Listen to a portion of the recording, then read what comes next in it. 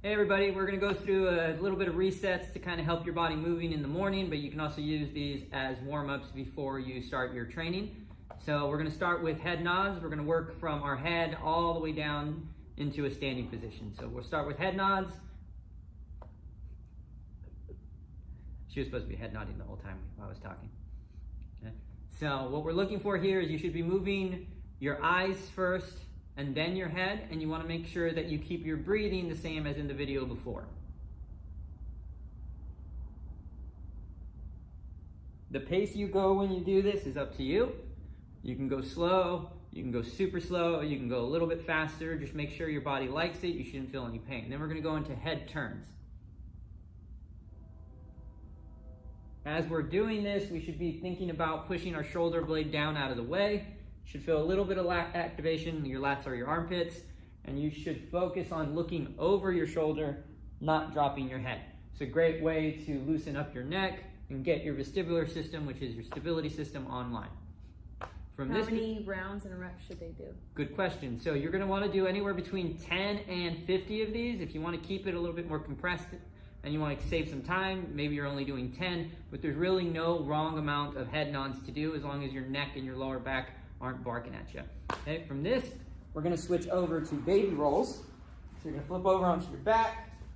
You're going to pull your knees up, grab them with your hands, and you're going to focus on moving your eyes and head and turning your body as one single piece.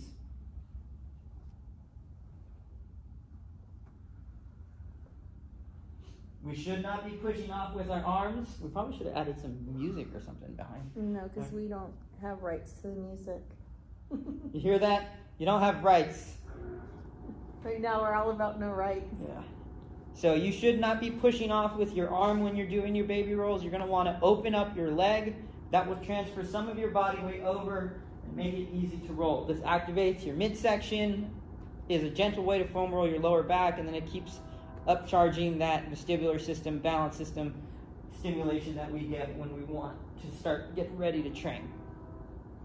From here, we're going to go to windshield wipers, so we'll stop on our back, bring our arms out to the side. We want to focus on our shoulder blades and the back of our arms being on the ground, and we're going to slowly rotate our knees from one side to the other. As we feel comfortable and gain control, we can slowly start going a little faster, but the key to this is to not allow your opposite shoulder blade to come off the ground, and you need to keep your knees above your belt line to protect your lower back.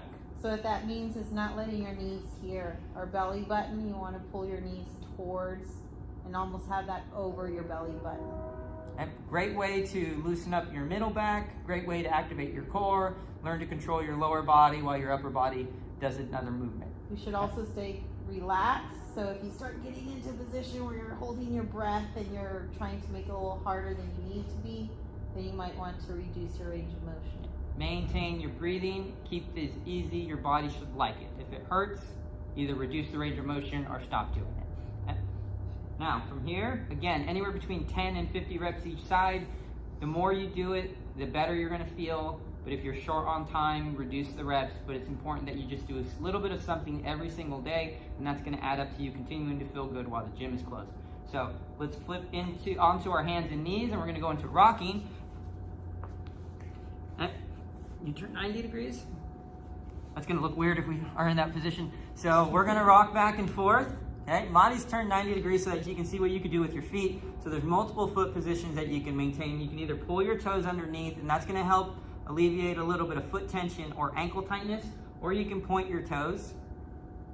Okay? And what that's going to do is allow your hips to move further back and then kind of challenge your ability to maintain a neutral back as you rock back and forth. This is a great way to wake up the stabilizer of your shoulder, reset the natural curves of your back, and again, that head movement back and forth makes it so that your vestibular system is slowly starting to wake up in a gentle way so that you can get a little bit more movement.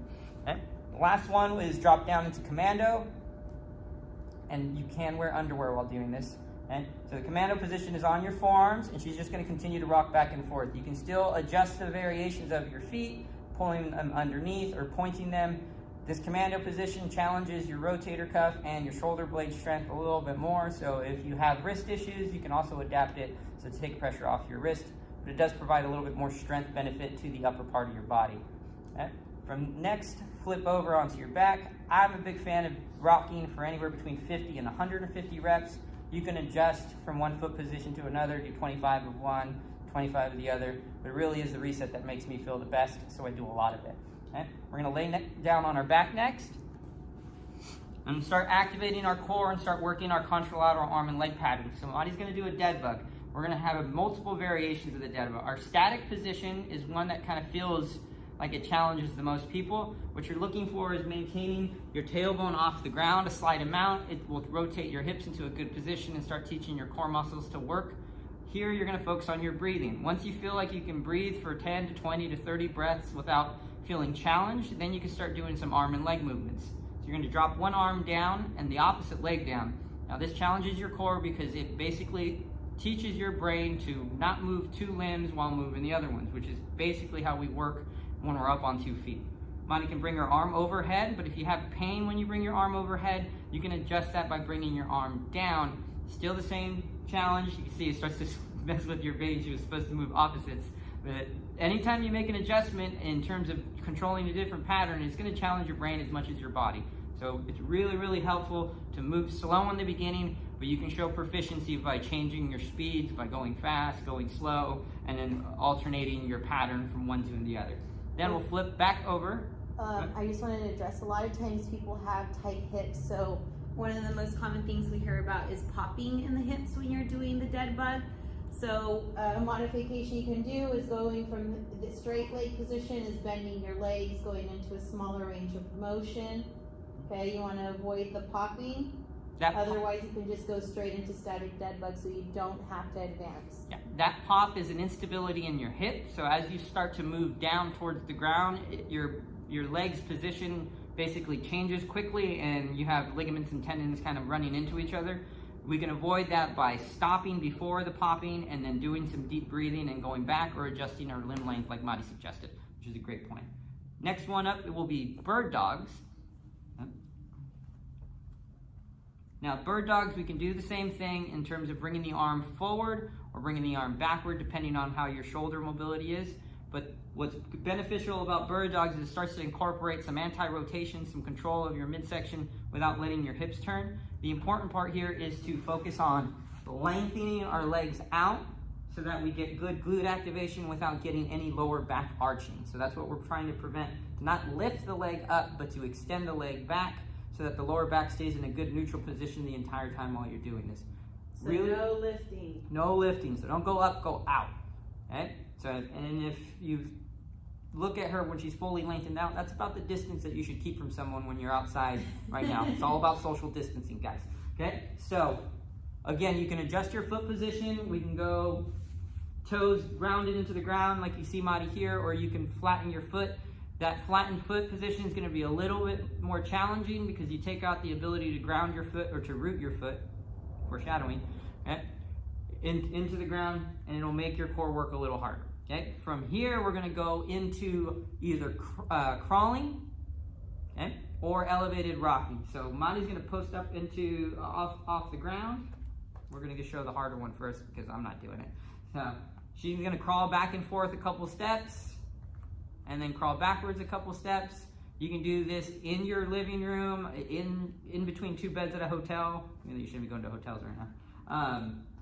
But space is not an issue here. You can just crawl back and forth. Elevated rocking is, let's post up right there, Monty, and let's just rock back and forth with our knees off the ground. This is going to challenge your ball and socket joints the same way crawling would, but without putting in that movement. Or you can drop all the way down onto your hands and knees and then crawl back and forth.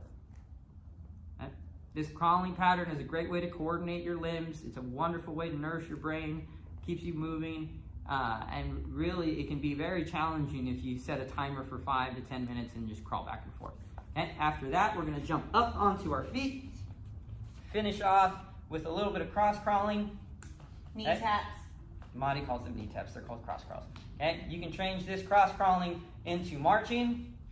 And if you have the ability to go outside, or if it's a nice day, you can take this into walking, skipping, and running outside. Okay, this is a great way to start your day. This is a great way to prep for any type of body weight training that you're about to do if you follow the links below. Anything to add? No, just remember that you don't have to always go really hard. So even though you guys are limited in equipment, you are still reaching towards your goals.